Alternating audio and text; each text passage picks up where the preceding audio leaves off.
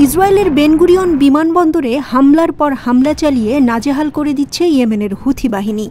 তবে বসে নেই ইসরায়েলও। আমেরিকা হুথিদের সাথে সমঝোতায় পৌঁছালেও ইসরায়েল থামছে না।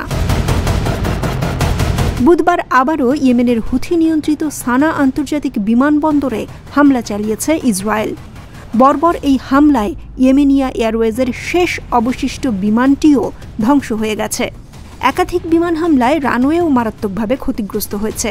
এই হামলা এমন এক সময়ে ঘটল যখন মুসলিম হজযাত্রীরা মক্কায় যাওয়ার উদ্দেশ্যে বিমানটিতে ওঠার প্রস্তুতি নিচ্ছিলেন।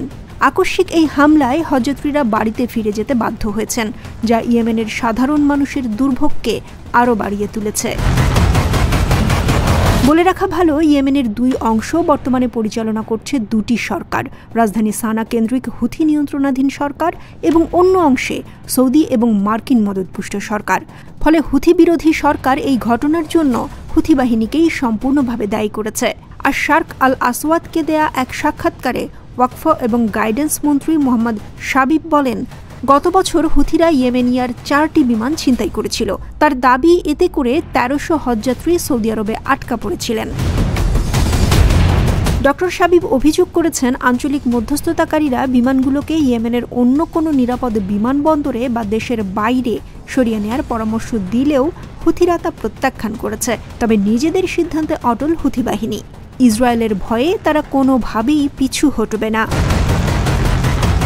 হুথি নিয়ন্ত্রিত সম্প্রচার মাধ্যম আল মাসিরা জানিয়েছে, ইসরায়েলি বাহিনী 4টি ক্ষেপণাস্ত্র দিয়ে সানা বিমানবন্দরে হামলা চালায়। এতে হজযাত্রী পরিবহনের জন্য প্রস্তুত থাকা বেসামরিক বিমানগুলো সম্পূর্ণ বিধ্বস্ত হয়। সানা আন্তর্জাতিক বিমানবন্দরের মহাপরিচালক খালেদ আল সাইফ এক্সে এক পোস্টে নিশ্চিত করেন, হামলায় হজ ফ্লাইটগুলো সম্পূর্ণভাবে ধ্বংস হয়েছে। ফলে চলতি বছর হজে যাওয়ার পরিকল্পনায় থাকা অসংখ্য ইয়েমেনি নাগরিক বিপাকে পড়েছেন। ইসরায়েলি প্রতিরক্ষামন্ত্রী ইয়ভ গ্যালান্ট বলেছেন, আমরা হুথিদের অবস্থানে নির্ভুল হামলা চালিয়েছি এবং শেষ বিমানটিও ধ্বংস করে দিয়েছি।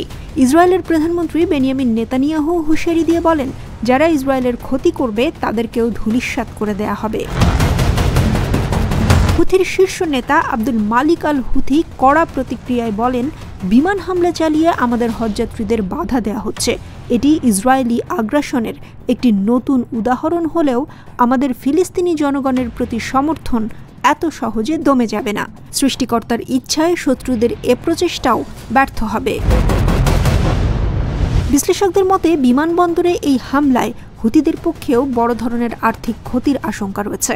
চলতি বছর ইয়েমেনে বেশ কয়েকটি গুরুত্বপূর্ণ স্থাপনায় হামলা চালিয়েছে ইসরায়েল, যার মধ্যে সানা বিমানবন্দরের সবশেষ এই হামলা অন্যতম ভয়াবহ।